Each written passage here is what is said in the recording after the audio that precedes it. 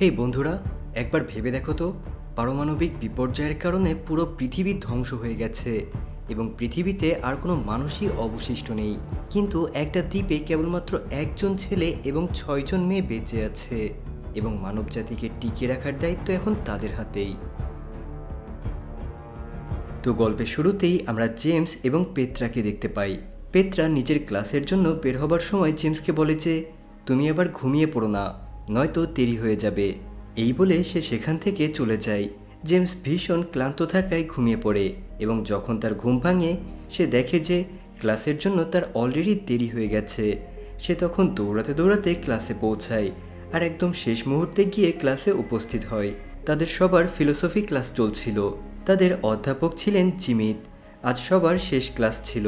জিমিত তখন বলে যে এবছর যা কিছু পড়ানো হয়েছে তার হাতে কলমে পরীক্ষা নেওয়ার সময় চলে এসেছে।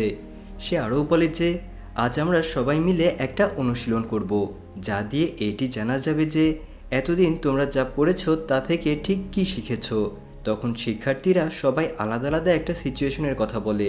যেমন কেউ বলে, ধরো একটা রেল লাইনে 5জন লোক বাঁধা আছে এবং অন্য লাইনে একজন লোক বাঁধা আছে, তাহলে ট্রেনটি কোন পথ দিয়ে গেলে ভালো হবে?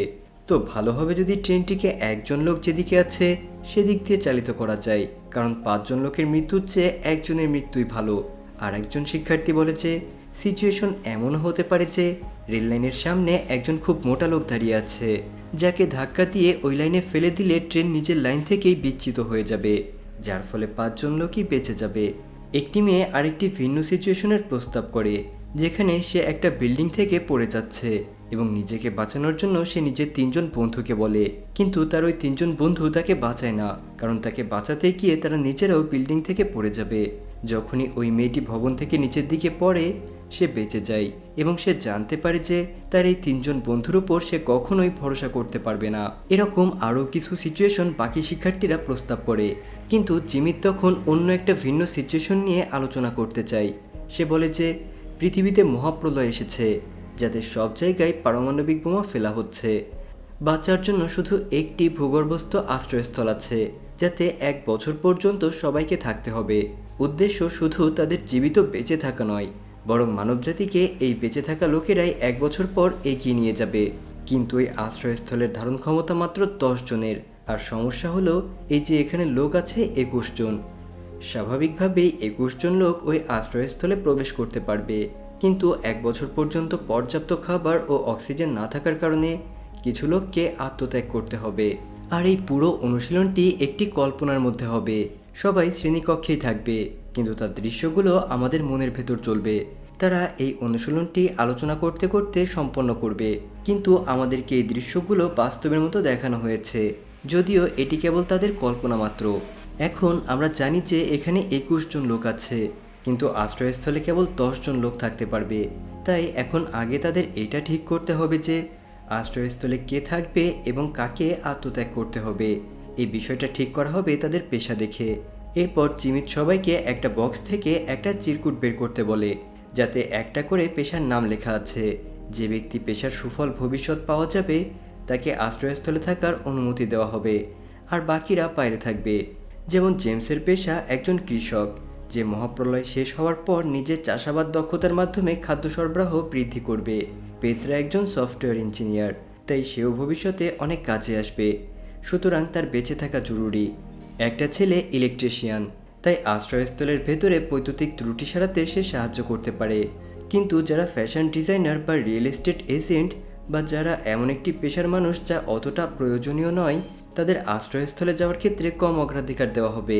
একটি মেয়ের পেশা ছিল কবি, তো জিমিত তাকে তখনই গুলি করে মেরে ফেলে। জিমিত বলে যে এ আমাদের সাথে আশ্রয়স্থলে যাবে না, তাই এ তো বাইরে পারমাণবিক বিকিরণে কষ্ট পেয়ে এমনিতেই মরে যাবে, তাই ভালো যে তাকে এখনই মুক্তি দিয়ে দিলাম। আপনাদের আবারও বলে দিই যে এসব বাস্তবে হচ্ছে না, বরং এটি কেবল একটি শ্রেণীকক্ষের আলোচনা, যার দৃশ্য আমাদের দেখানো হচ্ছে। এখন সব লোক ভোট দেয় যে কে তাদের পেশার ভিত্তিতে যাওয়ার যোগ্য আর কে নয়। জর্জিনা একজন ডক্টর, যার পক্ষে সবাই ভোট দেয়। চিপস একজন কার্পেন্টার, যে আশ্রয়স্থলে যাওয়ার যোগ্য। এভাবে একে একে সবার ভোট শেষে জিমিতের পালা আসে। যেহেতু জিমিতের কাছে বিশেষ ক্ষমতা বা কার্ড আছে, তাই সবাই তার পক্ষে ভোট দেয়, কারণ কে জানে তার কাছে কোনো গোপন তথ্য থাকতে পারে, যার প্রয়োজন পরে ওই 10 জন লোকের পড়তে পারে। এখন আমাদের কাছে ওইসব লোক আছে যারা আগামী বছর পর্যন্ত এই আশ্রয়স্থলে থাকবে, আর ওইসব লোক যারা বাইরে থেকে পারমাণবিক বোমায় ধ্বংস হবে। জেমস বলে যে আমাদের আশ্রয়স্থলে যাওয়ার আগে কিছু সময়ের জন্য একা থাকা উচিত। সে পেত্রার সাথে সময় কাটাচ্ছিল, এমন সময় একটা গুলি চলার শব্দ শোনা যায় এবং সে দেখে যে জিমিত ওইসব লোককে গুলি করে মেরে ফেলেছে যাদের বাইরে থাকতে হতো। তো এরপর বাকি সবাই পরিকল্পনা করে আশ্রয়স্থলের ভেতরে পৌঁছে গিয়ে জিমিত সেখানে পৌঁছানোর আগেই তারা দরজা বন্ধ করে দেয়, কারণ জিমিতকে তাদের কাছে এখন বিপদ মনে হচ্ছিল। এরপর এইসব লোক আশ্রয়স্থলের ভেতরে অনেক সময় পার করে। এদিকে পেত্রা বাইরে গিয়ে দেখে যে জিমিত পারমাণবিক বিকিরণের কারণে পুড়ে গিয়েছিল। সে জানায় যে আশ্রয়স্থল থেকে বের হওয়ার কোড কেবল সেই জানে এবং তারপর সে সেখানেই মারা যায়। যখন সবাই এই কথা জানতে পারে তখন তাদের মধ্যে একজন দরজা খোলার চেষ্টা করে, কিন্তু বাকিরা তাকে বাধা দিয়ে বলে যে দরজা খুললেই বিকিরণের কারণে সবাই মারা যাবে। তারা সবাই ভাবে যে হয়তো জিমিত মিথ্যা বলছে, তাই তারা দরজা খোলে না। এরপর আমরা দেখতে পাই যে মাস অতিবাহিত হয়ে যায় এবং জিমিতের দেহ সময়ের সাথে সাথে পচে যেতে থাকে। পরিশেষে যখন 1 বছর পূর্ণ হয় তখন পৃথিবী আবার স্বাভাবিক হতে শুরু করে, কিন্তু যখন এরা সবাই আশ্রয়স্থল থেকে বাইরে বের হবার চেষ্টা করে তখন সেটি পাসওয়ার্ড চায়, অর্থাৎ জিমিত সত্যি বলেছিল। এখন সবাই ভেতরে আটকা পড়ে গেছে, কিন্তু তারা হার মানে না এবং বিভিন্নভাবে দরজাকে ভাঙার চেষ্টা করে, গুলি চালায়, লোহার দণ্ড দিয়ে আঘাত করে, কিন্তু দরজা কিছুতেই খোলে না। কিছুদিন পর আস্তে আস্তে কিছু লোক নিজের প্রাণ বিসর্জন দেয়, আর যারা অবশিষ্ট ছিল তারা অক্সিজেন শেষ হওয়ার কারণে মারা যায়। ব্যাস, এরপর আমরা আবার শ্রেণীকক্ষের দৃশ্য দেখতে পাই। সবাই জিমিতকে জিজ্ঞাসা করে যে এমন কেন হলো যে বের হওয়ার কোড কেবল তার কাছেই ছিল। জিমিত তাদের জানায় যে তার পেশা ছিল নির্মাণ কাজ এবং ওই আশ্রয়স্থল সেই বানিয়েছিল, যে কারণে তার এর সঠিক কোড জানা ছিল। সে বলে যে এখন আরও একবার আমরা এটি করব, সব কিছু একই থাকবে, কোনো পরিবর্তন হবে না। শুধু যে চিরকুটটি তোমাদের কাছে আছে সেটিতে আরও একটা বিশেষ বিষয় লেখা আছে, যা পরবর্তী পর্যায়ের জন্য এই সিদ্ধান্ত নেবে যে কে আশ্রয়স্থলে যাবে আর কে বাইরে থাকবে। যেমন জেমসের চিরকুটে সে কৃষক তো বটেই, কিন্তু সে একজন সমকামী। কৃষক হওয়ার কারণে সে আশ্রয়স্থলের ভেতরে যাওয়ার যোগ্য, কিন্তু জর্জিনার চিরকুটে লেখা আছে যে কিছু সময় পর সে একটা ভাইরাসে আক্রান্ত হবে, যে কারণে সে বেশি দিন টিকতে পারবে না, তাই তার পক্ষে কেউ ভোট দেয় না। একজন কবি আর একজন অপেরা গায়ক এবং কিছু শিল্পী, এদেরকেও কেউ ভোট দেয় না। এরই মতো কিছু লোক যারা আগের বার আশ্রয়স্থলের ভেতরে ছিল তারা এখন বাইরে থাকবে। এখন আমরা আবারও সেই সিচুয়েশনের ভেতরে ছিলাম, যেখানে জিমিত আবারও কৌশল করে আশ্রয়স্থল থেকে বন্দুক নিয়ে নিজের কাছে রেখে দেয় আর আবারও কবিকে গুলি করে দেয়। তারা দুই দলে ভাগ হয়ে যায়, একদিকে ওই লোক যারা আশ্রয়স্থলের ভেতরে যাবে আর অন্যদিকে ওই লোক যারা বাইরে থাকবে। জর্জিনা জিমিতের কাছে গাড়ির চাবি চায় এবং বাকিদের সাথে সেখান থেকে পালানোর চেষ্টা করে, কিন্তু তারা সবাই পারমাণবিক বিস্ফোরণে মারা যায়। তো জেমস এবং বাকি সবাই আশ্রয়স্থলের ভেতরে চলে আসে। পেত্রা রাতে দেখে যে জেমস নিজের বিছানায় নেই। যখন সে তাকে খুঁজতে যায় তখন দেখে যে জেমস জ্যাক নামের ছেলেটির সাথে ঘনিষ্ঠ হচ্ছিল, কারণ সে সমকামী ছিল। পেত্রা এই কথা সবাইকে জানায়। জিমিত বলে যে তাদের সবাইকে এখন নিজেদের জন্য সঙ্গী নির্বাচন করতে হবে, যাতে করে তারা সন্তান জন্ম দিতে পারে। মানবজাতি এভাবেই এগিয়ে যাবে। আর সবাই এতে রাজি হয়। সব মেয়েরা নিজের সঙ্গী নির্বাচন করে, কিন্তু পেত্রা একা থেকে যায়। তখন তাকে জিমিতকে সঙ্গী হিসেবে গ্রহণ করার জন্য বলা হয়। পেত্রাও মেনে নেয় এবং জিমিতের সাথে যায়। জেমস অবাক হয়ে যায় এবং তাকে আটকানোর চেষ্টা করে, কিন্তু সে নিজেও অন্য কারোর সাথে ঘনিষ্ঠ হয়েছিল, তাই তার আর কিছু করার ছিল না। আর এভাবেই অনেক দিন কেটে যায়, যখন সবাই নিজের সঙ্গীদের সাথে অন্তরঙ্গ হয়। কিন্তু এখন পর্যন্ত কেউ প্রেগনেন্ট না হয় জিমিত এমন একটা প্রস্তাব রাখে যাতে সবাই অবাক হয়ে যায়। সে বলে যে এখন প্রত্যেক মেয়ে প্রত্যেক ছেলের সাথে ঘনিষ্ঠ হবে, যাতে কোনো না কোনোভাবে প্রেগনেন্ট হওয়া সম্ভব হয়। সে বলে যে মানবজাতিকে টিকিয়ে রাখাই আমাদের প্রধান লক্ষ্য। এই কথায় সবাই বিচলিত ছিল, কারণ তাদের নিজেদের সঙ্গীর প্রতি তাদের টান ছিল এবং তারা চায় না যে তাদের সঙ্গী অন্য কারোর সাথে মিলিত হোক। সেখানে বনি নামে একজন ছিল, যে কিনা এই সিচুয়েশনে একজন সৈনিক হিসেবে ছিল এবং তার স্মৃতিশক্তি ছিল অনেক প্রখর। সে জিমিতকে বলে যে সে আর কারোর সাথে ঘনিষ্ঠ হবে না এবং যদি সে তার সাথে জোর জবরদস্তি করার চেষ্টা করে তবে সে তাকে প্রাণে মেরে ফেলবে। জিমিত এই কথাকে তখন নিজের অহংকারে নিয়ে নেয় এবং বন্দুক নিয়ে সবাইকে সেই রুম থেকে বের করে দেয়। সে তখন বনির উপর বন্দুক তাক করে, কিন্তু জ্যাক, যে কিনা ভেতরেই লুকিয়েছিল, সে জিমিতের সাথে লড়াই করে, আর এই লড়াইয়ে সে জিমিতকে আহত করে দেয়। এরপর জিমিত বাইরে দরজায় এসে দাঁড়ায়। সে দেখে যে আশ্রয়স্থলের বাইরে আগুন লেগে সেখানে বিস্ফোরণ হচ্ছে। সে পাসওয়ার্ড দিয়ে দরজাটি খুলে দেয়, যাতে হঠাৎ বিস্ফোরণ ঘটে এবং তারা সবাই সেখানেই মারা যায়। তো এরপর আমরা আবারও পৌঁছে যাই শ্রেণীকক্ষে। সবাই ক্লান্ত হয়ে গিয়েছিল, কারণ তারা এই অনুশীলনটি সফলভাবে করতে পারছিল না। চিপস তখন বলে যে আমাদের আবার চেষ্টা করা উচিত, আমরা এর থেকে ভালো কিছু করতে পারবো। তখন জেমস জিমিতকে বলে যে যখন সে সবাইকে প্রথমবার চিরকুট দিয়েছিল তখন সে হেসেছিল কেন।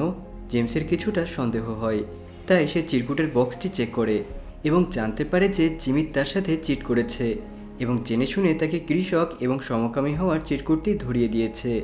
জিমিত জেমসকে পছন্দ করতো না এবং সেটি প্রমাণ করতে চেয়েছিল যে সে বোকা, যার মধ্যে একদমই বুদ্ধি নেই। জেমস সবাইকে জিমিতের আসল সত্য জানায় এবং বলে যে জিমিত প্রতারণা করেছে, তাই সে আরও একটি পর্যায় সম্পন্ন করতে চায়। কিন্তু বাকি শিক্ষার্থীরা মানা করে দেয়। পেত্রা ছিল ক্লাসের সব থেকে মেধাবী ছাত্রী। সে বলে যে এবার সে দায়িত্ব নিতে চায় এবং নির্ধারণ করতে চায় যে কে এই আশ্রয়স্থলের ভেতরে থাকবে আর কে বাইরে। সব শিক্ষার্থীরা তার উপর ভরসা করে তার কথা মেনে নেয়। এরপর আমরা আবারও একটা সিচুয়েশনের ভেতরে যাই, যেখানে সব লোক এবার একটা দ্বীপে ছিল। এখানেও পারমাণবিক হামলা হতে যাচ্ছিল। জিমিত আবারও চিরকুটগুলো লুকিয়ে ফেলে। আমরা দেখি যে পেত্রা জিমিতের কাছে যায় এবং তাকে জড়িয়ে ধরে। এবার পেত্রা কবি, অপেরা গায়ক, তাস খেলা ছেলেটি অর্থাৎ ওইসব লোককে আশ্রয়স্থলের ভেতরে পাঠায় যাদের কাছে কোনো কারিগরি দক্ষতা নেই। জিমিত তার সিদ্ধান্তকে ভুল বলে। যেমন পেত্রা একজন ফ্যাশন ডিজাইনারকে আশ্রয়স্থলের ভেতরে রাখতে চাইল, কারণ একজন ফ্যাশন ডিজাইনারের পোশাক সম্পর্কে জ্ঞান থাকে। সঠিক পোশাক পরিধান করলে আত্মমর্যাদা বৃদ্ধি পাবে। সে এভাবে 10 জন লোকের একটা দল তৈরি করে, যার মধ্যে জেমসও ছিল, কিন্তু জিমিত ছিল না। পেত্রা নিজেকে আশ্রয়স্থলের বাইরে রাখল। জিমিত আশ্রয়স্থলের ভেতরে যেতে চায়, তাই সে রেগে গিয়ে নিজের বন্দুক বের করতে যাচ্ছিল, কিন্তু তার বন্দুক পেত্রা তাকে জড়িয়ে ধরার সময় সরিয়ে নিয়েছিল। সে পেত্রার থেকে বন্দুক নিয়ে জেমসকে গুলি করতে যাচ্ছিল, কিন্তু এমন সময় জেমস তার উপর আরও বড় বন্দুক তাক করে এবং তাকে চলে যাওয়ার জন্য বলে। জিমিত তখন বলে যে তোমাদের তো দরজা খোলার জন্য পাসওয়ার্ড প্রয়োজন পড়বে, যা শুধু আমিই জানি। কিন্তু বনি বলে যে সে পাসওয়ার্ড জানে, কারণ আগেরবার বেরোনোর জন্য যখন জিমিত পাসওয়ার্ড দিয়েছিল তখন বনি সেটা দেখে নিয়েছিল এবং তার প্রখর স্মৃতিশক্তির কারণে সেটা মনেও ছিল। এটা শুনে জিমিত সেখান থেকে চলে যায়।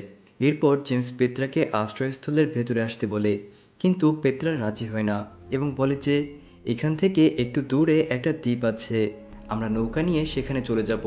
কিন্তু চিপস পেত্রাকে নৌকার চাবি দেওয়ার বাহানায় নিজের কাছে ডাকে এবং তাকে আশ্রয়স্থলের ভেতরে পাঠিয়ে নিজে বাইরে আত্মত্যাগ করে। এদিকে বাইরে যারা ছিল তারা নৌকা নিয়ে বেরিয়ে পড়ে।